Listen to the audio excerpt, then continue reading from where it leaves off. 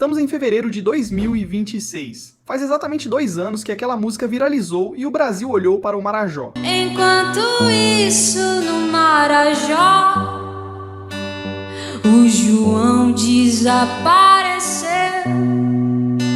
O assunto volta à tona hoje porque ele nunca foi resolvido. A pergunta é, vamos esperar o próximo viral ou vamos cobrar constância agora? Em fevereiro de 2024, muita gente ouviu o nome Marajó pela primeira vez por causa de uma performance que atravessou bolhas. A Aimee cantou o Evangelho de Fariseus na semifinal do Dom Reality e de repente um lugar que parecia distante virou comentário em todo canto. No celular, na TV, no grupo da família, no feed. Muita gente se chocou, muita gente se revoltou, muita gente compartilhou. E como quase tudo que vira assunto no Brasil teve um pico gigantesco e depois começou a cair. Só que aqui não dá pra tratar como mais um tema da semana, porque o Marajó não é trend. O Marajó é um território real, com cidades, comunidades, famílias, crianças, e quando o assunto envolve violência contra crianças e adolescentes, o custo do espetáculo é alto demais. Um país não protege criança com indignação de 48 horas. Protege com rotina, estrutura, presença do Estado e investigação que não morre quando as câmeras vão embora. Antes de continuar, um aviso necessário. Este vídeo fala de violência e exploração de crianças e adolescentes. Eu não vou entrar em detalhes gráficos. Mesmo assim, é pesado. Se esse tema te faz mal, pausa agora. Agora vamos separar o que ajuda do que só vira fumaça. Em 2024, junto com a retomada do debate, veio uma enxurrada de vídeos e provas, que ninguém conseguia checar. Teve material que circulou como se fosse do Marajó e depois foi desmentido por checagens jornalísticas. Isso importa porque desinformação não é só erro. Desinformação bagunça tudo. Expõe moradores, alimenta pânico moral, vira munição política, atrapalha a investigação e no fim deixa as vítimas ainda mais sozinhas. Quando o assunto vira guerra de narrativa, a criança vira detalhe, e isso é imperdoável. Também é preciso dizer o óbvio, que quase nunca é dito. Marajó não é a ilha do crime. Marajó é cultura, trabalho, gente comum tentando viver e um monte de crianças que merecem proteção sem virar manchete. Quando alguém usa o nome Marajó como rótulo para generalizar e atacar quem mora ali, isso não combate violência. Isso só estigmatiza pessoas inocentes e dá ao criminoso a melhor proteção possível, o caos. Então, o que eu vou fazer aqui é simples e difícil ao mesmo tempo. Eu vou falar do que dá para sustentar sem inventar, sem prometer lista secreta, sem acusar gente no escuro, sem transformar um povo inteiro em suspeito coletivo. Porque num tema sensível assim, exagero e boato viram arma contra a própria verdade. Marajó fica no Pará, na foz do Amazonas, onde rio e mar se encontram. É um arquipélago enorme, com milhares de ilhas e ilhotas, distribuídas em vários municípios. Documentos públicos ligados a ações federais na região descrevem o Marajó como um território com 17 municípios e centenas de milhares de habitantes. É uma região extensa, com deslocamentos difíceis e muitas vezes dependência de barco. Isso não é paisagem, isso é um fator real que complica acesso à escola, saúde, assistência, polícia, perícia, conselho tutelar, tudo. E quando a proteção é difícil, a vulnerabilidade cresce. Vulnerabilidade não é uma palavra abstrata. É o básico que não chega. É a escola que não segura o aluno. É posto de saúde longe demais. É falta de atendimento contínuo. É ausência de estrutura para acolher uma denúncia com segurança. Um relatório do Ministério dos Direitos Humanos e da Cidadania, produzido a partir de visita técnica ao Marajó, descreveu indicadores preocupantes. Baixa formalização do trabalho, limitações na cobertura de atenção básica em parte do território e déficits de infraestrutura como água e coleta regular de lixo. O mesmo relatório destacou que a proporção de nascidos vivos com mães adolescentes na região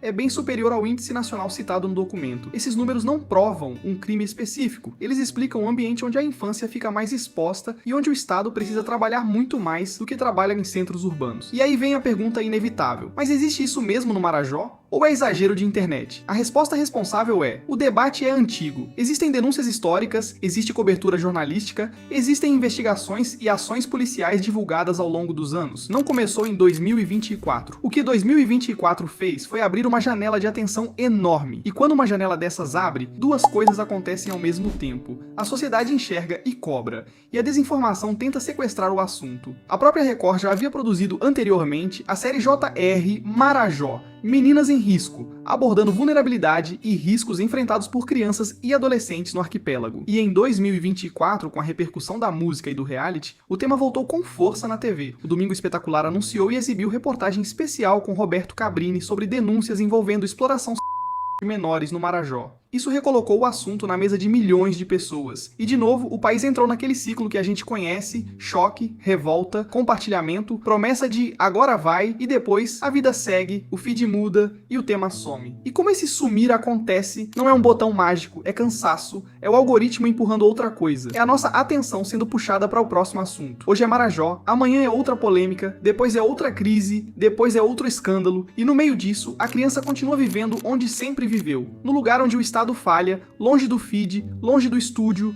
longe do debate do dia. É por isso que eu comecei falando de fevereiro de 2026. 2 anos depois, a pergunta não é como isso voltou à tona. A pergunta é, o que ficou depois que a onda passou? O que virou estrutura? O que virou rotina? O que virou resultado? Muita gente quer um final simples, quer uma revelação com nomes, quer um vilão que encerra a história. Só que a realidade quase nunca é um filme. Crimes contra crianças raramente se resolvem com um único grande momento. Eles se resolvem com um sistema funcionando por anos. Prevenção, proteção e investigação.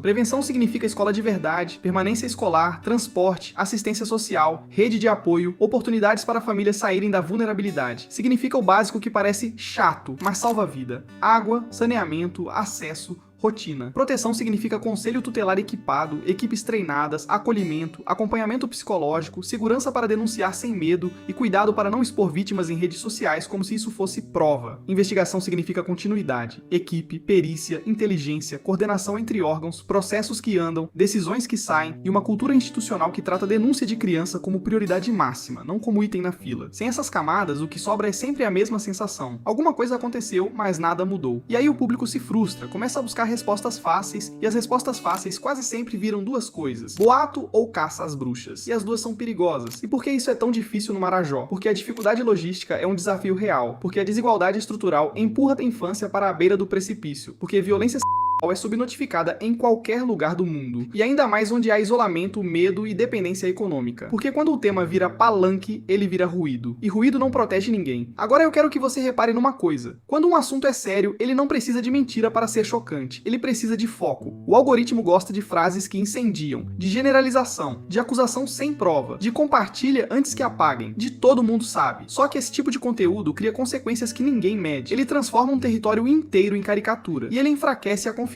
em qualquer coisa verdadeira que apareça depois. Quando tudo é escândalo, nada é investigável. Quando tudo é certeza, ninguém precisa de prova. E aí o criminoso agradece. Por isso, em 2026, o assunto volta de um jeito específico. Volta em cortes, reuploads, lembranças de 2 anos atrás, novas reportagens e uma pergunta que ressurge como um soco. E aí? O que aconteceu depois? Muita gente percebe que a indignação foi real, mas a constância não veio na mesma força. E a verdade é que constância é um hábito coletivo, não um momento. E se você está assistindo isso no YouTube, eu quero propor um acordo simples. Segura mais um pouco, porque a parte mais importante nunca é o começo que viraliza, é o meio que quase ninguém escuta. O começo dá choque, o meio da responsabilidade. E é aqui que a história separa quem só consome indignação de quem transforma indignação em cobrança real. Se você sair daqui só com uma frase, leva esta: não deixe o assunto morrer no seu feed. Se você quer ajudar, o primeiro passo é contraintuitivo. Não faça o que dá mais engajamento. Não compartilhe vídeos sem fonte, sem data, sem contexto. Se você não consegue checar, não espalhe. Em tema sensível, compartilhar para ajudar pode virar exposição, difamação e desinformação. E isso machuca quem já está vulnerável. O segundo passo é cobrar o que quase ninguém cobra porque não dá like: orçamento, equipe, rotina, estrutura. Não cobre só a operação. Cobre serviço funcionando. Cobre escola aberta e com permanência. Cobre rede de saúde e assistência chegando. Cobre conselho tutelar equipado e protegido. Cobre proteção de vítima e testemunha. Cobre transparência. Quantos inquéritos viram denúncia? Quantos viram condenação? Onde trava? Por quê? Porque se ninguém mede resultado, a indignação vira só espetáculo. O terceiro passo é denunciar do jeito certo quando houver informação concreta. No Brasil existe o Disque 100, que funciona 24 horas para receber e encaminhar denúncias de violações de direitos humanos, incluindo casos envolvendo crianças e adolescentes. Denúncia responsável é objetiva: local, data aproximada, descrição do fato e o que você sabe de forma verificável. E se houver risco imediato, procure ajuda local e autoridades competentes. E agora eu volto ao começo, porque essa é a frase que precisa ficar. Estamos em fevereiro de 2026.